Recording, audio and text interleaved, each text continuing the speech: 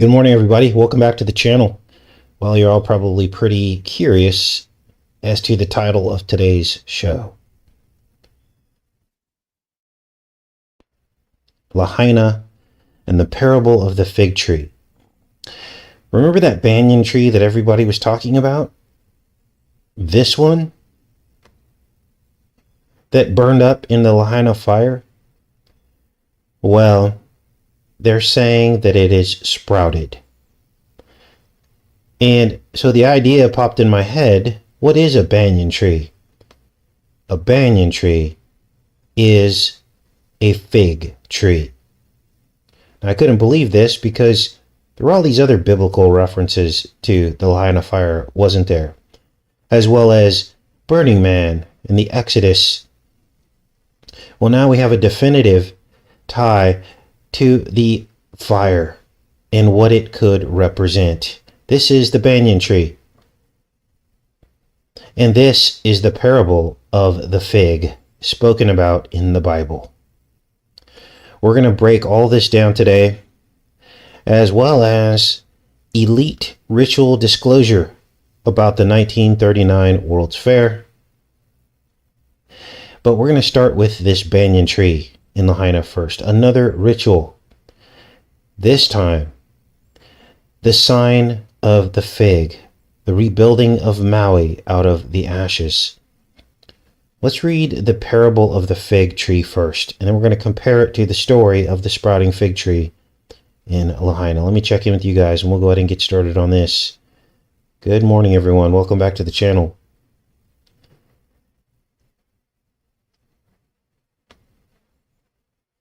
All right, let's get started. It says no data. I wonder why it says that. Anyway, as long as you guys can hear me, I guess we're okay. Well, let's keep going here.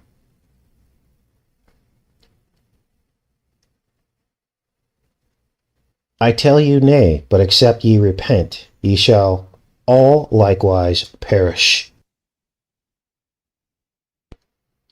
He spake also this parable. A certain man had a fig tree planted in his vineyard, and he came and sought fruit thereon, and found none. Then said he unto the dresser of his vineyard, Behold, these 3 years I come seeking fruit on this fig tree, and find none. Cut it down, why cumbereth it the ground? And he answering said unto him, Lord, let it alone this year also, till I shall dig about it and dung it. Dung, of course, is fertilizer, and it will bear fruit. Well, and if not, then after that thou shalt cut it down. Now, this is interesting because they did the same thing with the banyan tree in Lahaina. They fertilized it and watered it to try to make it come back. This is unbelievable. Let's read this. Symbol of hope. Lahaina's beloved banyan shows new growth after the fires. A colossal 150-year-old banyan tree at the center of the Lahaina town that was scorched when deadly wildfires ravaged Maui last month is showing viridescent signs of new growth. Now think about the age of this tree. 50, 50, and 50 years. That's 3. That could represent the 3 years of the parable of the fig, right? The tree, which has been described as the heartbeat of Lahaina town, was badly singed, but still standing last month after fires killed at least 97 people and reduced much of the historic town to ash. Since then, arborists have volunteered their time and expertise to save the tree. According to Hawaii's Department of Land and Natural Resources, and have suggested that new leaves sprouting from the tree's singed branches are a positive sign of recovery. Now, if you didn't know this, figs actually look like the womb. This is straight from the Body Code series. We looked at the shape of the fig. We looked at grapes, figs, and pomegranates, didn't we? We noticed that the fig was shaped like the endometrial lining and even has the texture of the inside of the womb. Because to God, it's all about fruit, isn't it? Offspring are fruit. Now the enemy mocks this, of course, with his version. But the internal structure of the fig looks much like the internal structure of the female anatomy. Now, what is this parable of the fig all about, and how does it link into the dark side version of what they're trying to portray and depict here in Lahaina? Well, the parable is about Christians who either bear fruit or are cut down. Now, God has grace and he gives us time, but after the 4th year, the fig tree is cut down. Now, there are also many other interpretations of that parable. It's a bit of an obscure parable with many interpretations. But this is wild. Let's keep reading here and see how this relates to the Banyan fig tree at Lahaina. Now, you heard them mention here that they call it the heartbeat of Lahaina. And there's that heart reference again, isn't there? Remember, the whole film Moana was all about the heart. It's as if they knew what was going to happen. Let's keep reading. Since then, arborists have volunteered their time and expertise to save the tree. To me, it's a symbol of hope. We're taking it to heart to try to bring back the tree, to give some hope to Lahaina. Landscape contractor Chris Emonti told reporters earlier this month as he and others worked carefully to aerate the soil around the tree and fertilize it. Just like in the parable of the fig with the dung. This is unbelievable. We don't know what's down the line, but I think it's going to be a new beginning for everybody. So this is order out of chaos ritual, isn't it? It's a dark side version of biblical things. People might argue, Casey, how can you be so negative? Well, unless Jesus is at the center of this, the one who originated the parable of the fig, then it's got to be on the dark side, doesn't it? I don't hear anybody talking about Jesus and comparing this to what happened there. One of the only things Jesus asked us to do was to believe that he came as a man and died for our sins, and that it was a real event. And when they depict and portray these biblical aspects to our lives today without mentioning Jesus, then it has to be from the dark side, doesn't it? It absolutely has to be. Well, thanks for the super chat, James.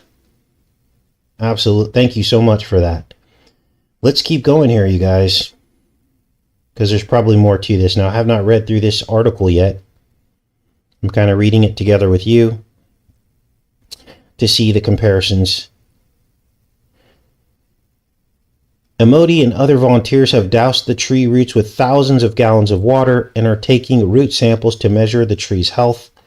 The mammoth tree was a gift from Indian missionaries. It was planted in 1873, a quarter century before the Hawaiian Islands were declared a U.S. territory. For generations, it has been a cherished landmark, shading community events and celebrations.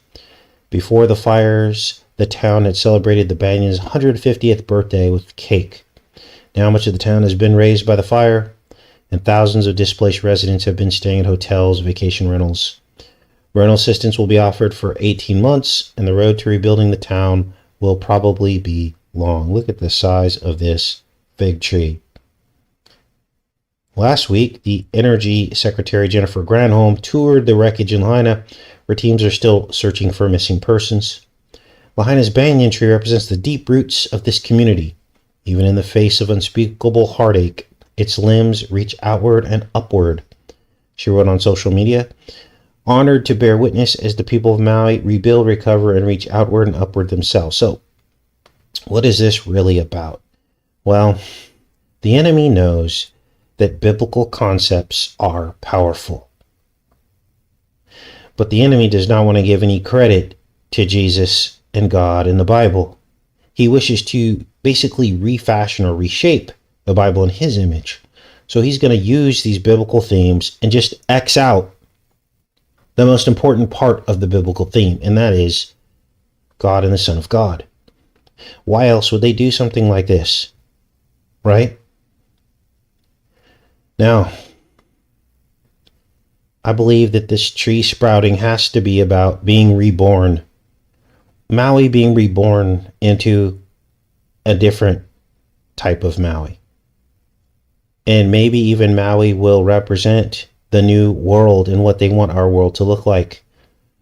15-minute cities, conservation, all these things that they've been trying to push on everyone. Sometimes they have to create a model of it that everyone can look to. And what better place for them to use than the heart of Maui? A tropical island that they can reshape in their image and use that as a catalyst to reshape the rest of the world. Those are my thoughts anyway. Now, let's get into this documentary. One of you sent this to me yesterday. Some of you are on fire with the Holy Spirit. Just all kinds of disclosure. Thank you for sending this. I do want to give shout outs to this channel here. Jared, I think his name is Boosters. Just kind of a weird name for him covering a video about boosters, and you'll see that in a minute here, because this is all about the 1939 World's Fair, the Trilon and Perisphere, which we determine is the hypodermic needle and the bolus injection. And this was right before the polio pandemic. They were getting the world all under one umbrella, and they were even talking about polio and stuff like this. Wanted to get everybody on board for some of the first worldwide vaccinations. And so this was a precursor to all that, this 1939 World's Fair.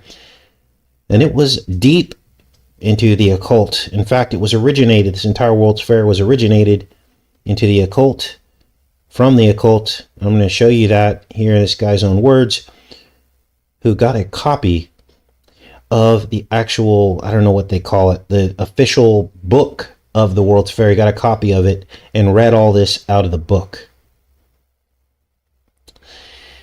So this is a pivotal step in occult disclosure, and possibly even some time travel portal disclosure.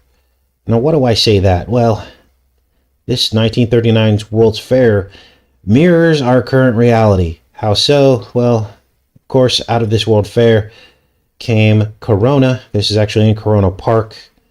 Out of this came the president who would wield the Corona, which was Trump. He came out of this park as well. He lived right here. Corona Park, Queens, Flushing Meadows, and all of that. So we're going to break all that down today. Now, there are many other videos that we've done before this. This isn't the first time we've looked at the World's Fair. If you're new to the channel, there may even be a playlist here about the World's Fair that you need to look at, because a lot of research has already been done. Right now, we're just going to do a summary of that and also look at this guy's documentary that he put together from the official book. Let's get into some of these timestamps here. 2 minutes and 15 seconds. You're not going to believe what you're about to hear. When a group of elites, Masons, government officials, lawmakers, fraternal order of policemen, a who's who of the most powerful men in New York. So you just heard him mention the who's who of powerful men in New York, Freemasons. Let's rewind that, because you just have to hear that again. It's just wow. Just wow. Gathered together atop the Empire State Building, and fallen into a state of disarray. This is when a group of elites, Masons, government officials, lawmakers, fraternal order of policemen, a who's who of the most powerful men in New York. So I'll be pausing this intermittently so I don't catch a copyright on this guy's work, but we are presenting this under fair use with commentary. So let's keep going. Gathered together atop the Empire State Building where they plan to change the fate of New York City and in return of America. So they had a plan to change the fate of New York City and America. Doesn't get any more plain and simple than that. Now, as far as I could tell, this channel is not like a truth channel. He's just a guy who reports back on, history and stuff like this. In the year 1935, the New York World's Fair Corporation was formed, The New York World's Fair Corporation. Now, let's skip around a bit, because something else jumped out at me, and another time stamp. 6 minutes and 50 seconds. Again, I could not believe this. And all this was made possible only because of this book that this guy had found with detailed images that really weren't published out there to any degree.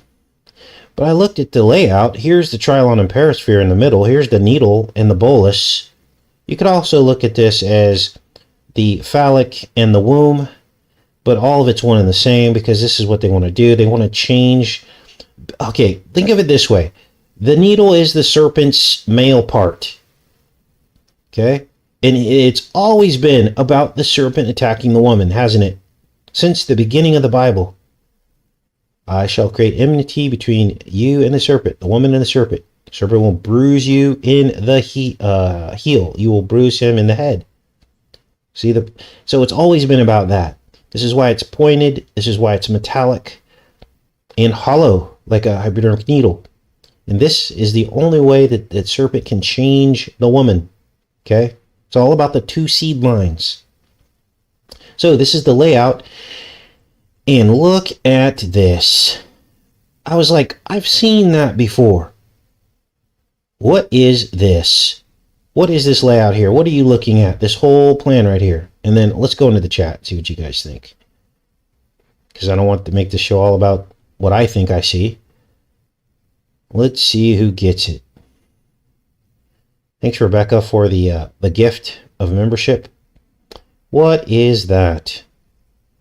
And I'll do a side-by-side in a minute, but this is huge because it demonstrates the occult nature of all this stuff, doesn't it?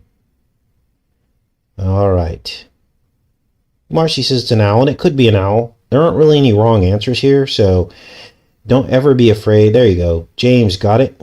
This is what it exactly looks like. Now, the Tree of Life, we live in a nested reality. So this Kabbalistic Tree of Life can also represent other things in our reality, right?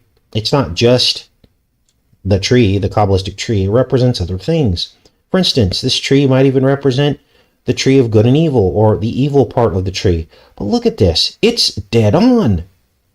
I almost thought about doing an overlay, but let's just focus on the main parts. Keter, which is this dot up here. Then you've got Bina, which is this dot here. Then you've got Chakma, which is this dot here. They're almost identical. Then you have Dot, which is this dot here. It's literally a perfect overlay of the Kabbalistic Tree of Life. Now, what is this doing in the aerial layout of the 1939 World's Fair? It's what I've been trying to tell you from the beginning. This reshaping of the world just isn't some feel-good thing that they're talking about. They're literally trying to reshape humanity. And here's the center of it all. And look, it actually is the center of it all in the Kabbalistic Tree of Life, the Teferet. And look at it. It's actually also the center of the Trilon and Perisphere. Now, we'll do an entire new show out of this, because I'm sure there has to, I'm going to look into the Tree of Life and read all about it and see if there are any similarities to what was represented at this World's Fair. Because that needs to be done. That work needs to be done. Doesn't it? Now, there seem to be some missing parts of it that could have significance and importance too. We're going to look at this objectively at a certain point and try to figure out what this is all about. Let me get your guys' reaction in the chat, because I just could not even believe this. People were literally walking the streets of the Kabbalistic Tree of Life. Now, we found this Kabbalistic Tree of Life in the layout of Philadelphia as well, didn't we? We did a huge disclosure on that about, I want to say 8 years ago. we did a side-by-side comparison of the layout of Philadelphia next to the Tree of Life, and it was dead on as well. Now, let's keep going through some of these images in this. Now, let me ask you guys this first. What do you think the connections are between the Tree of Life and this World's Fair? Let's see what you guys think about this, because that's important to me, because you guys actually have a lot of the answers to all this stuff. Because a lot of you know a lot more about the Kabbalistic Tree of Life than I do. I haven't really delved into it to any degree to this point. Well, we've looked at it, but I haven't really looked at the meaning of it. Aura says, magic in the layout of this and in baseball every single time. Absolutely. It also looks like the idol from yesterday's show. It kind of does, doesn't it?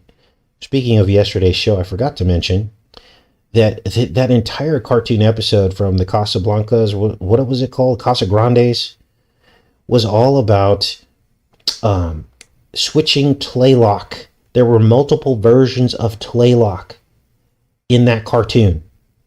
And the little boy replaces the idol of Tlaloc with a different copy of him. You guys, that's right out of the TV series that we decoded called Katla, about the volcano and how copies of people were coming out of the volcano. It's right out of it, you guys. And so there's something to this, that they keep repeating these themes, isn't there? It's all about shape-shifting.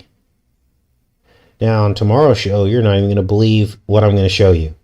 Because I found in the movie Wakanda Forever the very same Tlaloc god as a central theme of the entire movie. They show the story of Atlantis, the story of the Tlalocans going down underwater, turning blue, with wings on their feet. They mention Chak, which is the Mayan equivalent of Tlaloc. So that'll be tomorrow's show. But let's finish up today's show here in this documentary. All right, let's go to 659, because over here and trash dump. As incinerators had become the commonplace of New York City, once the trash was turned into ash, it needed a place to be dumped.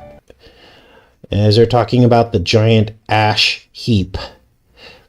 Yes, this place was a giant ash heap. In fact, the largest ash heap was called Corona Mountain. Essentially, it was a volcano. That's what a volcano is, isn't it? It's an ash heap. And look at Willow Lake here. There's even a Willow Lake. Remember all the willow stuff we did about alopecia, Alopecus, who found Artemis under a willow tree? And the willow machine is what shears sheep as they sit silent, the silence of the lambs, which we read right out of the Bible. Remember, the baldness is an autoimmune reaction to the needle, which was, of course, also present at the World's Fair of 1939 in the form of the trademark Trilon and Perisphere. Let's listen as he talks about Mount Corona. This is where we have the meadows. During nearly 30 years of filling, around 50 million cubic yards of ash and waste were dumped onto the meadow site. That's a lot of ash. Corona Park, the ash volcano. One particular ash mound rose nearly 100 feet high and was known as Mount Corona. By 1931, Keeler Ash Mound rose nearly 100 feet high and was known as Mount Corona. Then we go to 9 minutes and 10 seconds as they talk about the 33 countries that were represented. After the Louisiana Purchase Expo of 1904, exactly 33 countries originally participated in the 1939 fair in New York, which received over 44 million attendees. Of course, it had to be 44 million attendees Throughout its 2-year run. The slogan of the 1939 New York Fair was "The Dawn of a New Day." Wow, the dawn of a new day. Now, in this documentary, he mentions that television was introduced for the very first time in the world at this World's Fair. And of course, television is the mechanism by which they would deceive the future generations of the world of tomorrow. Let's go to the next timestamp. Earlier, the world was introduced to television for the first time at the 1939 New York World's Fair. This was a project that was almost single-handedly being associated with the company RCA. RCA, really crappy appliance. No, that's not what it stands for. Now, listen to this at 13 minutes and 26 seconds. And begged to the humans in attendance. Several minutes of color footage of Electro in action can be seen at 33 minutes 55 seconds in the movie The Middleton Family at the New York World's Fair. Seriously? Wow. All right, so that's pretty much the documentary. I'll put links to this. There's a little bit more, but I didn't want to spend too much time on this because I have some other headlines I want to share with you guys today as well. I forgot to talk about the rogue wave that swept over South Africa. I'm going to show you some footage of that. Took out an entire diner and took a child out to sea. So I'm going to show you guys that. Also, Musk is talking about putting Twitter behind a paywall. And then, of course, tomorrow will be BlackRock, Wakanda, Tlaloc, and Chalk. And even the heart is mentioned as well. All by name in the movie Black Wakanda. So let's get into some of these headlines. Good morning, everybody. Check out this freak wave that crashes into this diner and takes everyone out to sea here. Whoa, look at that. Let's drop it up.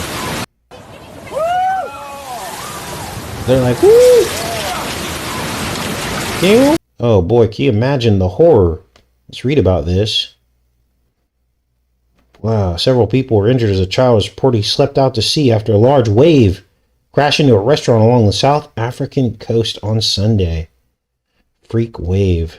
Wow. Now, Elon Musk says X may go behind a paywall for everyone so he can combat vast armies of bots. This one ought to be interesting. Elon Musk said X has his social media platform, previously known as Twitter, may be introducing a paywall for all users. Now I want to ask you guys, I don't really go on Twitter anymore. You know, Twitter used to be pretty good before all the control happened. What ended up happening was Twitter started, basically shadow banning people. I remember there was a time where you could link your YouTube channel to Twitter and automatically tweet any videos that you uploaded. It was connected. You could literally do that. So whenever you uploaded a video on YouTube, a tweet would go out. And all that went away. I think I have 4,000 or 5,000 Twitter followers. But when I put up a tweet, literally 0 people liked the tweet, which tells me none of that is being sent out. Has that improved at all since he took over? Since Elon Musk took over Twitter? Has any of that improved is my question to you guys. Most of you have never used Twitter. Twitter is going to end up with bots talking to bots. Yeah, right?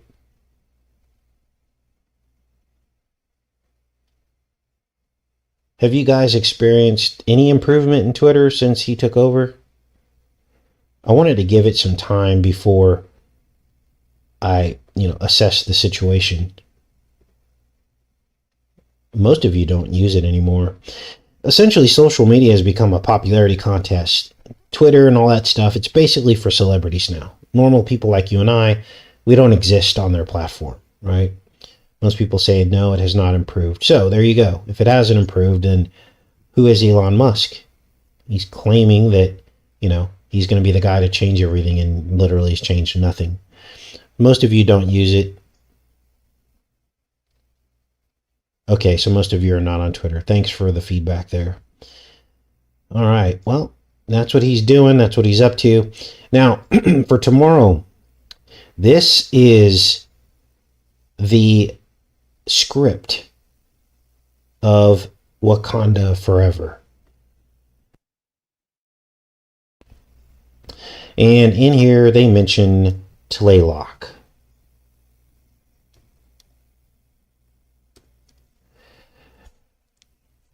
Let's find it. There you go. Tlaylock. They call him Tlaylock, but it's Tlaylock. And it's all throughout this movie. I already captured screenshots, and we'll do kind of a decode on it tomorrow. But that will be tomorrow's show. I also talk about the heart. All of these are themes going through Moana and everything else we've covered, going through Burning Man. It's all about the burning heart. And that was the root of sacrifice to the ancient god Tlaylock. He required a heart caught on fire that he pull out of the chest of his victims. So anytime you hear the heart mentioned, even if it's in a cartoon referring to some of these ancient deities, it's pretty evil, isn't it? A burning heart. Now, in tomorrow's show, they call it a heart-shaped herb. That is the central theme of the heart. And actually put it onto a lady's heart in the movie. So we'll cover all that tomorrow. I'm going to open it up to Q&A for you guys. All right. If you guys see the ads in the live show, just skip them, please. We're on YouTube's platform, and they won't send notifications out unless you're utilizing all of their little buttons and stuff like that. Ads are part of that. Why would they send out notifications on a live show if they're not making any money on it, right? So just skip the ads, you guys. It's not a big deal. It's not unwatchable. Just skip the ad and keep listening. And that's the best way we found to kind of stay on YouTube and stay relevant. We kind of dance around what we need to stay on here, but we also tell the truth, and we also read between the lines. We speak in coded language. So that's why the ads are showing up. Otherwise, they don't send out notifications, and I'm sure you guys have noticed the difference. Since I enabled that, a lot more people come to the channel, don't they, for the live show? That's because they're getting notifications. Cheryl didn't get a notification today. Cheryl, did you enable notifications? You got to enable notifications, and sometimes they won't go out if you don't update your phone software.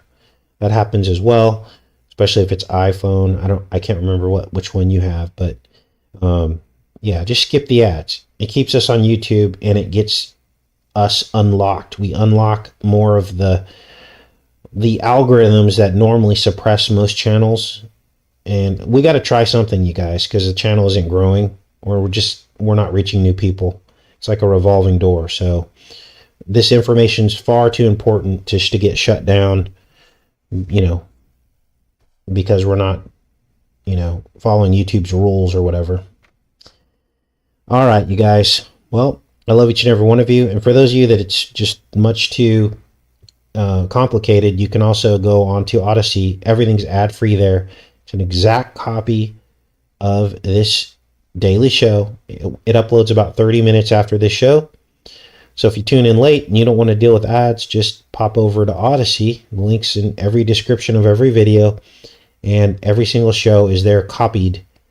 Now, of course, you won't see the chat over there, but it's an alternative for anyone who's frustrated with the YouTube platform. But to stay on this platform, we've got to do their stuff. Now, I don't do the t-shirts. I don't do the merch. You guys, YouTube has like so much stuff that you can do. They have sponsorships. If you saw the back end of all the stuff I say no to on this channel that YouTube's trying to offer me to grow this channel, you would be shocked. You would then see the perspective of why that I only enable the ads. You would see it. You'd be like, okay, I get it now. 90% of what YouTube offers, I decline. The ads are a way to, it does a couple things. One good thing is you see the juxtaposition. You can actually see the encoding when the ads pop up, because they relate directly to what we're talking about, and it exposes them. You're like, oh, that's so weird. Casey was just talking about this, and this ad relates directly to what he's talking about. And then you'll see your own, you can actually see their encoding and the occult nature behind the ads. Even in ads, So it does a couple things. Okay. So just skip them and listen in, and hopefully we'll begin to reach new people, and also keep from getting our channel deleted. Because, you know, once you have a following and you're not paying YouTube, right? Unfortunately, it's necessary evil. They have to make money on our channels too. When you're not paying them, they look at you. You come up first on the algorithms, and the algorithms say, wow, this channel's taking all this watch time away from other channels who are paying YouTube, are giving back to YouTube, and let's just get rid of this channel because he's not putting ads on his channel, he's not doing anything, so let's just get rid of him. Let's find something, and this is what they do. So I love you guys, and I will see you guys tomorrow. Much love. Take care and be safe, everybody.